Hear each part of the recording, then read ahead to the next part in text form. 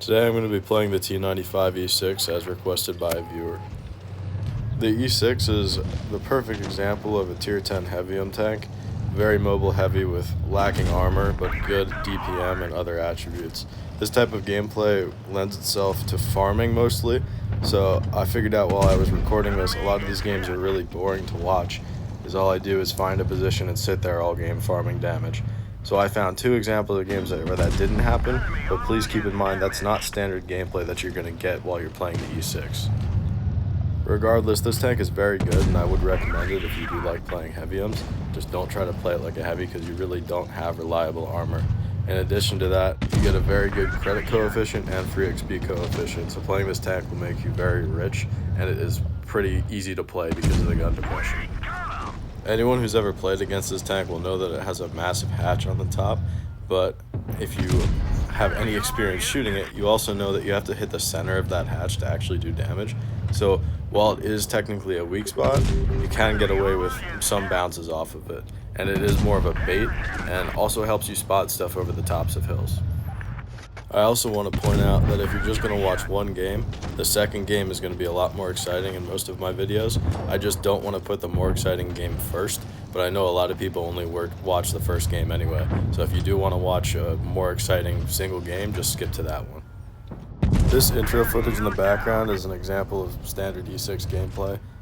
I didn't have to fight the medium, but if I did, I would likely win because I have extra HP and the same DPM, and then you just farm from the medium position across to the heavy side. So with that intro out of the way, we can now get into our first game here on Ghost Factory. At the beginning of the game, I'm going to head over to medium side so that I can use my gun depression and mobility to my advantage.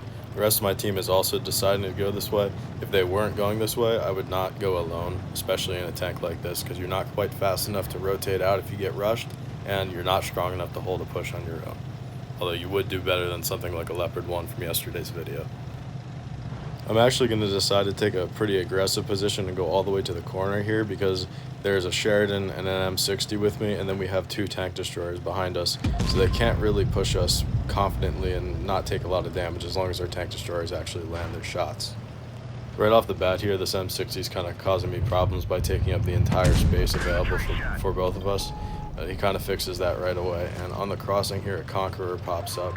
Since he takes a lot of damage initially and I see a lot of tanks coming at us, I just decide to focus him because as soon as we get a gun out of the game, the harder it will be for them to push us.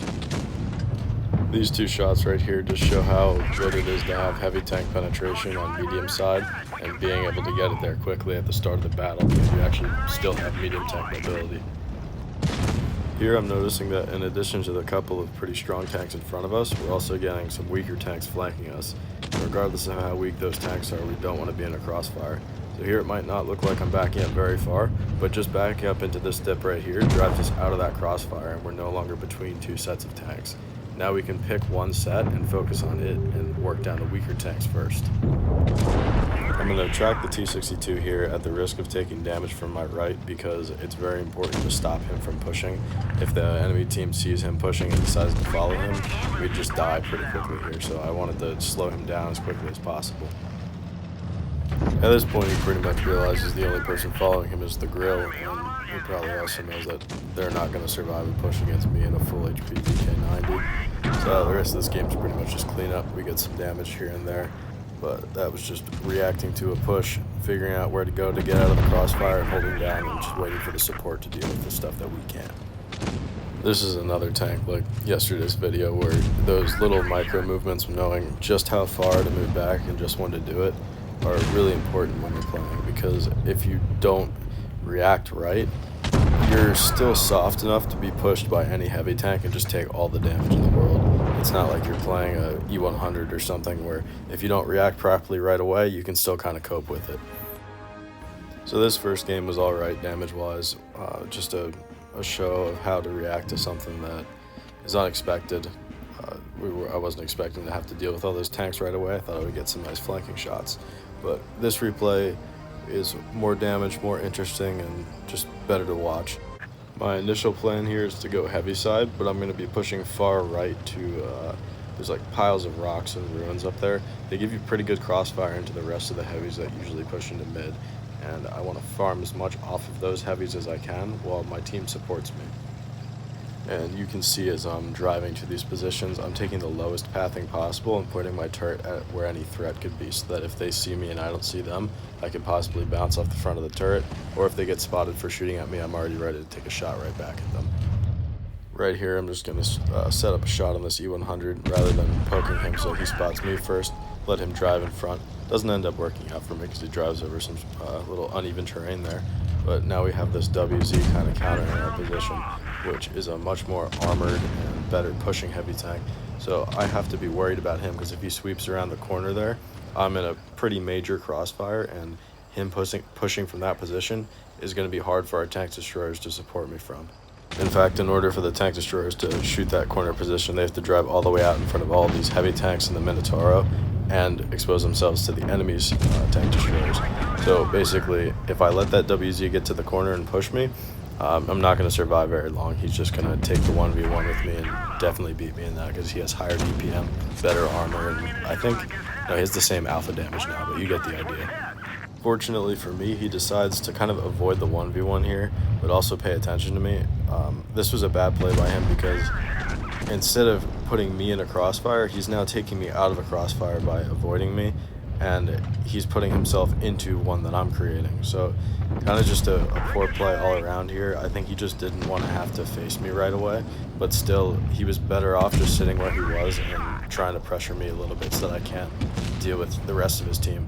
The thing with this is, as soon as I kill him, there's nothing stopping me except for the grill that just popped up now, which is still easy to deal with. There's not really much stopping me from getting side shots into the main heavy tanks in their team. Here I've tracked him so many times, but by the time he gets up to me, he's already a 2-shot, so this engagement's pretty much done. I don't want to take very much damage here, so I'm going to go into the face hug and kind of over-angle my side and then angle it back real quick, and he takes the bait and bounces right off of me. Now I'm not going to chase him down.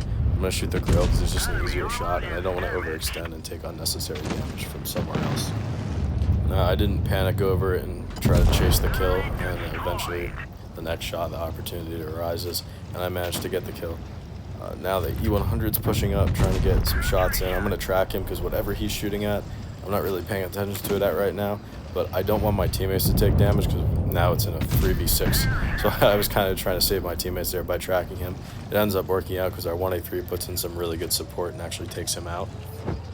Right here, I'm about to make an assumption that ends up turning into a really bad play.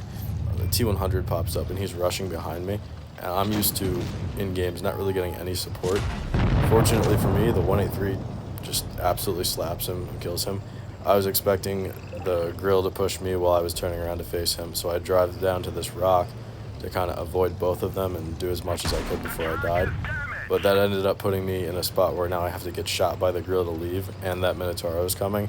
If I let the Minotauro push me, then the grill and him will come after me, and I won't survive over there. So I need to get back into the support of my tank destroyers. Unfortunately, that misplay puts me at a 1-shot, and now I need to kind of hope that the grill and the Minotauro don't work together too well so that I can separate them. Because there's a possibility I can deal with both of them, but if they push me coordinated, it's just not going to happen. And I just noticed that the 183 took his shot and killed the enemy 183, so now it was just down to me to kill that Minotauro. And rather than go up top, where the grill would have killed me, I just kind of hoped I would outdraw him, which I ended up doing so. And now I have to try to deal with this grill without taking a hit from him, and also cover myself from the rear from this BZ-75, because now we're in a major crossfire and we're a 1-shot to everything. This BZ is kind of just chasing damage here. It's probably not expecting me to be looking back, but I do want to get a shot into him so that it's not so difficult to deal with him when the time comes.